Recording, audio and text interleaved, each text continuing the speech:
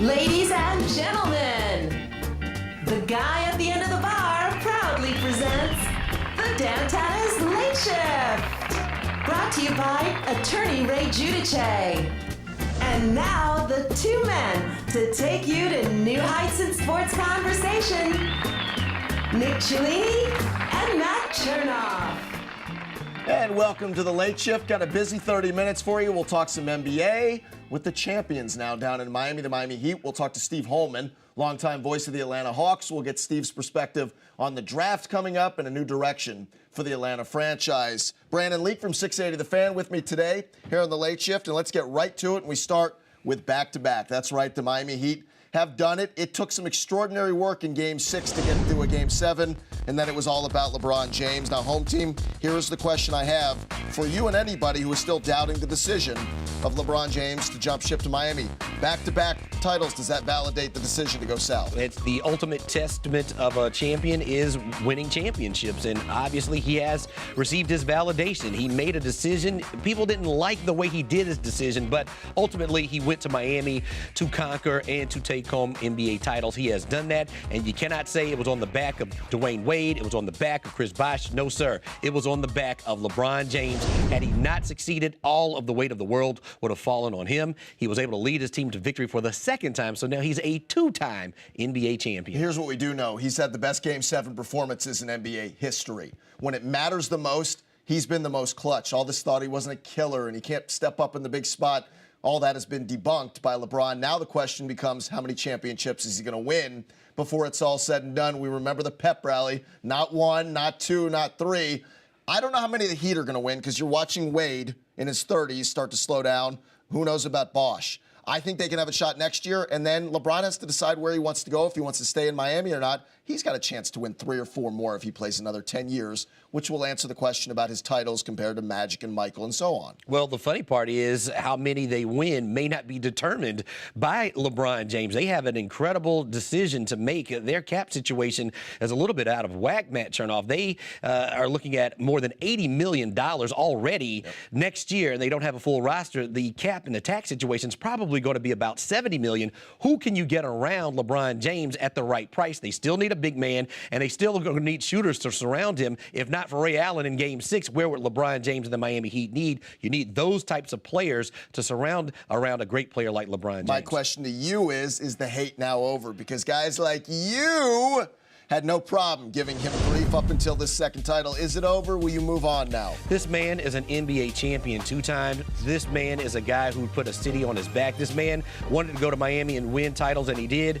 And this man will continue to be hated upon by the young people, as you people like to say, you young people. Look, every superstar has criticism. Shaquille O'Neal, you're 7 feet tall, you're over 300 pounds, you only have 4 championships. Only? Yes, that's how people do. Wow. And I think LeBron James has clearly proven he's the greatest player on the planet. But let's just take a walk down memory lane. Everybody wasn't against, or for rather, a guy like Larry Bird. Everybody wasn't rooting not like this, for though. a player like Shaquille O'Neal. Everybody wasn't with Isaiah Thomas and the Pistons. And so after the decision fall out, after some of the things he's done off the court, mocking Dirk Nowitzki being sick in Game 4 of the NBA title finals back in 2011, a lot of people have been rubbed the wrong way.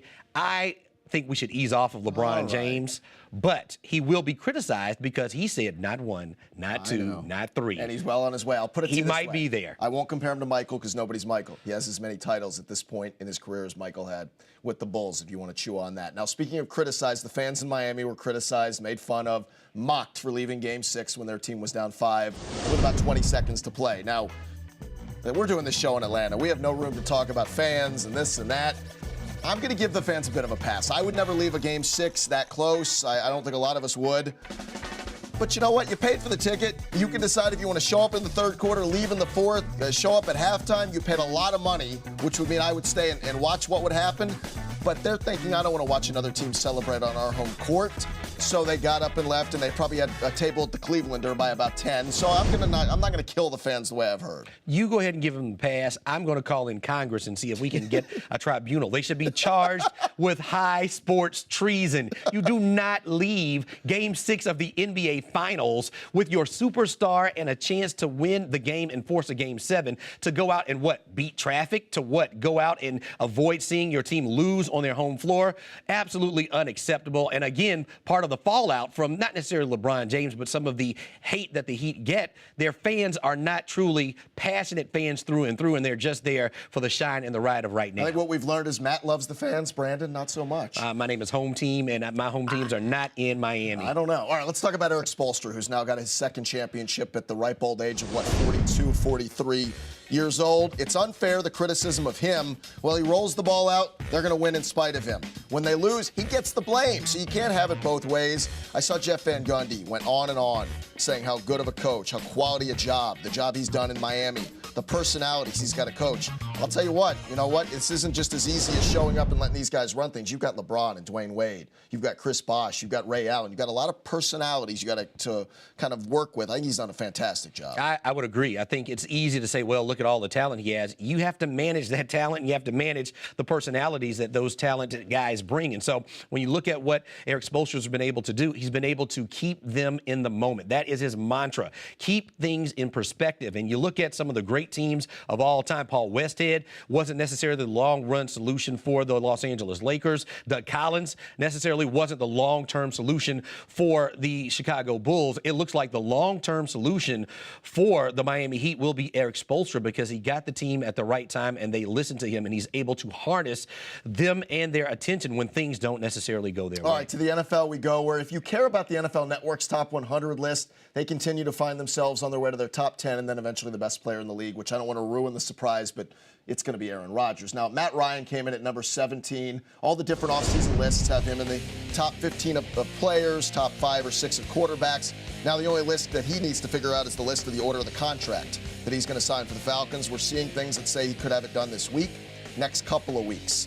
How big is the deal going to be? Any chance this thing gets delayed and we get to training camp without an official signature? Well, I think you're talking about a deal that's not just for this season. This is a deal for 2 and 3 and 4 seasons down the line, so you don't have to restructure, so that the team will have flexibility next season and the season beyond, and beyond that, with flexibility in signing their free agents and the guys they want to retain. So Matt Ryan and his agent, they're going to take their time. They're going to get it right. I've been up to Flowery Branch during OTAs and minicamp. There doesn't seem to be any contentiousness, no animosity. It's just business, and both sides understand this is a mega deal that will have to get done. And so I think they're going to take their time. Will it be done before training camp gets started? I don't know. I don't think it has to be. I think as we move closer to the regular season, that's when you have to start raising an eyebrow, because then you have to ask the question, will Matt Ryan play the season without a new deal? I think it will be done. I do. I think they'll get it figured out. The money's going to be the one, we know it's going to be in between Aaron Rodgers' money and Joe Flacco money. It'll get done, and well-deserved based on the job he's done. All right, some quick baseball. The Braves continue to try to figure out their lineup and the pieces they need to put together. They have a big lead in the NL East. One thing we found out last week is Dan Uggla's got vision problems. He had to switch contacts midway through the season. He says if that doesn't do the job, he's going to look at the LASIK surgery in the offseason. Now, I hope for his case the new contacts remedy the 190 average. I don't know. It seems like window dressing to me. It's more going on here, but maybe there's a confidence builder behind this, that he feels like he can see the baseball better and it'll materialize into a better batting average. I'm not counting on it. I have to believe that vision is important in baseball. So I've heard. And so the way he struggled, not just this season, but in the previous seasons with the Atlanta Braves, if he's had a vision problem this year, you have to believe that he would have to have a better chance at being successful at the plate. You don't want to come across as a whiner, as a professional athlete. And so if it's a situation where it will improve his ability to get a little bit better at the plate, if it will improve his confidence, I think it's something he should take a look at. And I think that he's a guy that can make a big difference for the Braves in the postseason when they make that type of run. If you can get that pop and his consistency back that he had when he was with the Marlins, that would be a great benefit to the Atlanta Braves. All right, we'll talk some hoops coming up. The Heat are the champions. We'll touch on that. What about the Hawks' future? Longtime voice of the Birds, Steve Holman, joins us next on The Late Show. Stay tuned. Now back to the Dantanna's Late Shift. Brought to you by Attorney Ray Giudice, featuring the Knights of Cellini Kick Line and the Chernoff Dancers. Welcome back to the Late Shift. Time to turn our attention to some hoops. We have an NBA champion and we have an NBA draft. A lot to get to. We're very lucky to be joined right now by the legendary voice of the Atlanta Hawks, Steve Holman, who joins us here on the Zero Res Hotline. It's a pleasure, Steve. How are you doing? Great, Matt. Thank you. It's nice to be with you guys. Well, before we talk to you about Hawks and where they go from here, I would be remiss if I didn't get your opinion on what everybody else has talked about over the last couple of days. Heat get a championship. They're second in a row. They go back-to-back. LeBron's got his second ring. You've seen through your time the Jordans, some of the other greats. Give me your perspective on LeBron and this team. Well, I mean, LeBron is right there with all of the greats. I mean, you have to give him his due. And, he does so many things so well. And when you watch him, he's just such a physical presence. And he can pass the ball, which is one of the great assets that he has. And he can take over a game when he needs to. And that's something I think over the last several years he really hasn't. He hasn't done that to the extent that he did in that series, especially at the end of that last game. So, he's getting to be right up there. And I know people talk about how many championships everybody wins, but I don't know if you can judge it by exactly that. But at least for right now, I'd say he's the best right now, certainly, and he's right there in the same conversation with Jordan and all the rest of those greats. When you look at star players who've had to wait their turn, Steve. Isaiah Thomas had to wait and get over the hump with the Boston Celtics. You look and see what LeBron James has just done. How has he handled himself? I mean, he's had a lot of criticism. He's had a lot of people that wanted to see him do well, and he's had a lot of people that did not want to see him do well, and he's still been able to persevere and win 2 titles so far in his young career.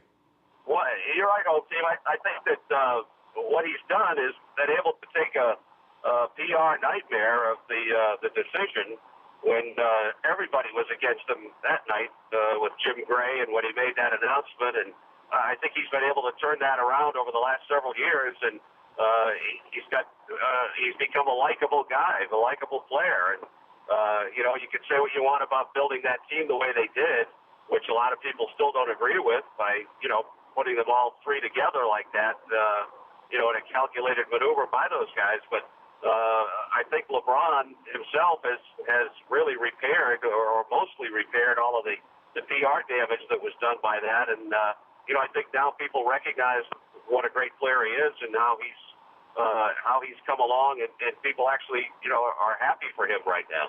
Steve, let's get your thoughts here. The Hawks, I think it's a great opportunity. What a fun time for Danny Ferry. Now, difficult to try to put a roster together, and it starts with the draft this week. The Hawks have a couple of picks at 17 and 18. It's anybody's guess what they're going to do with those picks. I've heard rumors of trades. There's been a couple of names that have been bandied about, but a chance here to start building on to Horford and some of the other young talent.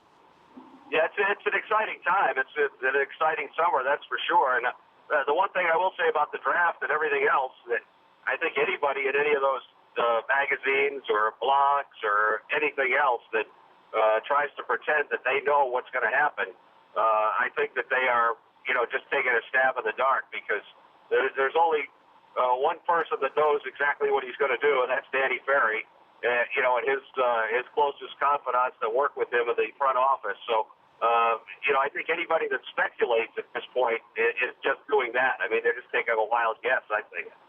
A lot of flexibility for Hawks general manager Danny Ferry and new head coach Mike Budenholzer. Talk about how the slate is clean with Jeff Teague at point guard and a big man with Al Horford. You have some pretty good young talent here for the Hawks to work off of. And if Danny Ferry and Coach Budenholzer get together, they can really build around some guys that can be very exciting for years to come.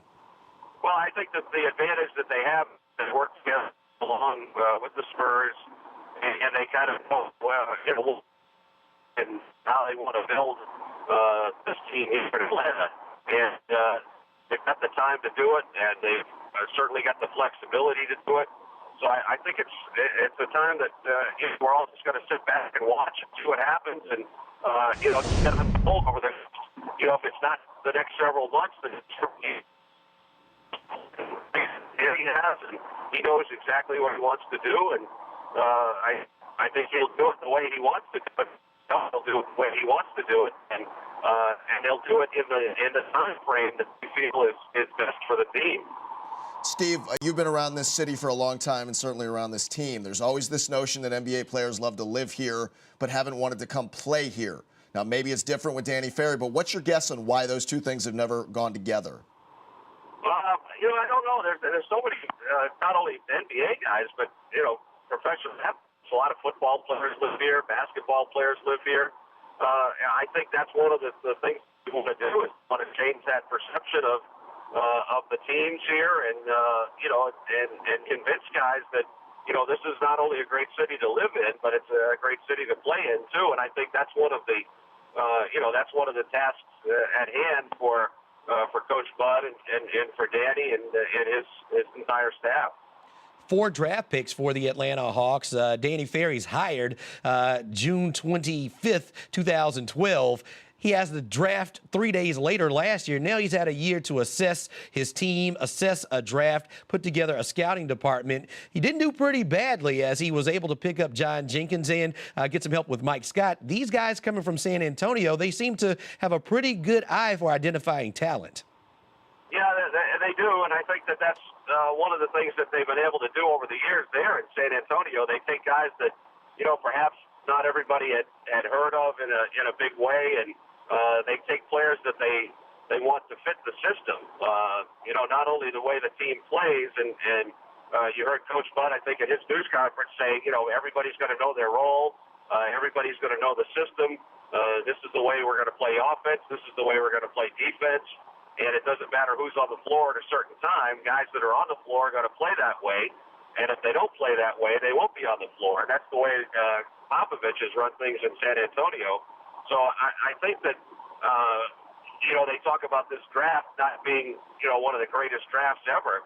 But I don't think in this system you need the big-name marquee type players. You want to get the right type of player, the right type of person.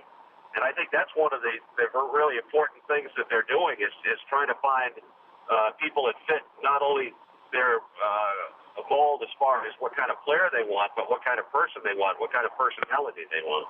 Steve Holman, it's always a great pleasure. An incredible career to continue this year. Thanks for spending some time with us. All right, you guys. Thank you. Appreciate it. Always a pleasure, like I said. Steve Holman, longtime voice of the Atlanta Hawks. It's going to be a fun week with the draft, free agency coming up, so a lot to talk about. We have a lot to talk about, too. I know Father's Day is behind us, but there's always time to give a good gift. We'll give you some examples. If you're a fan of sports, wearing some cool T-shirts, you'll find out about it next on The Late Shift. And welcome back to the Dantanna's Late Shift. Our mess of the week from Zero Res. Yeah, I'm sorry to our friends down in South Florida, but boy, as much as I defended you earlier in the show, it doesn't look good. People running like they're trying to get away from a national disaster when the Heat were in Game 6 of the NBA Finals. Still some time left. What made it even worse was banging on the doors to get back in, and the security guards were not going to allow. Let us in! We want to see the comeback, and they missed one of the great final 20 or 30 seconds of NBA that you'll ever see. Now, that mess couldn't be cleaned up, but yours can. I want you to get in touch with our friends at Zero Res Carpet Cleaners. They have a great late shift special for you. $139 for 3 rooms, the free hallway. Get in touch with them online at ZeroResAtlanta.com or call 770-242-1313. Zero Res Carpet Cleaners, spell it backwards or forwards. It's the right way to clean.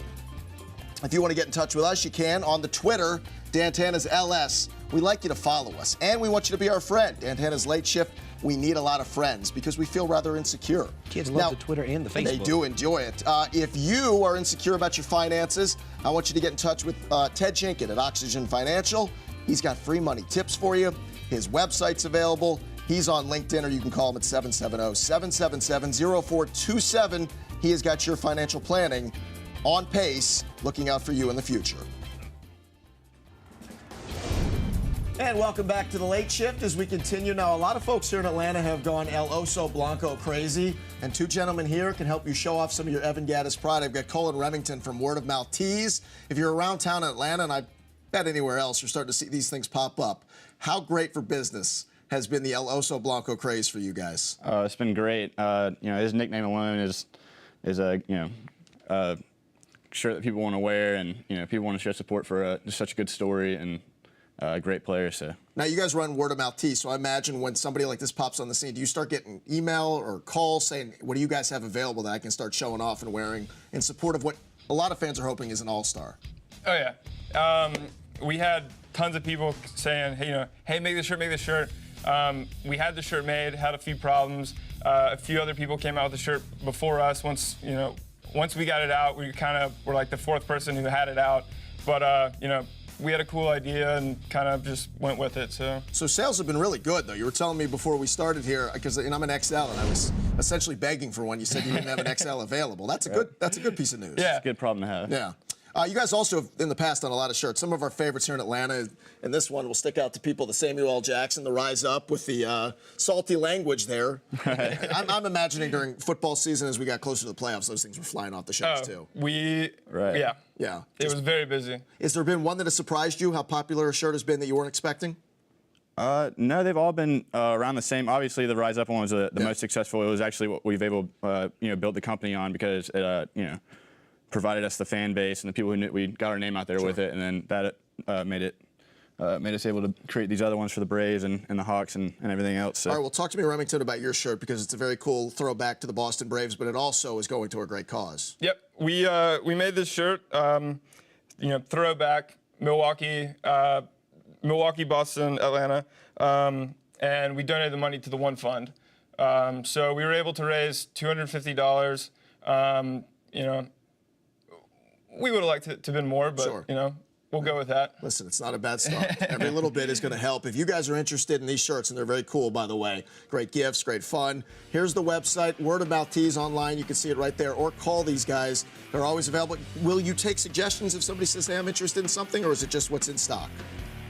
I want a Gerald Laird shirt, Dane. I want to wear Welcome to the Laird. Will you make me one of those?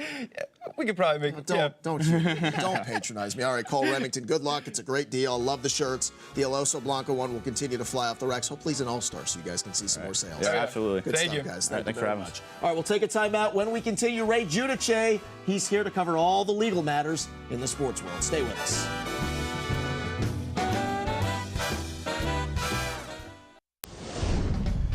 And welcome back to the Dantanna's Late Shift. Ray Giudice, our legal counsel, is here. And Ray, I don't want to waste any time. The big story in the sports world, Aaron Hernandez. We wait and watch to see if there's going to be an arrest. What do you think happens? Probably changing as we speak.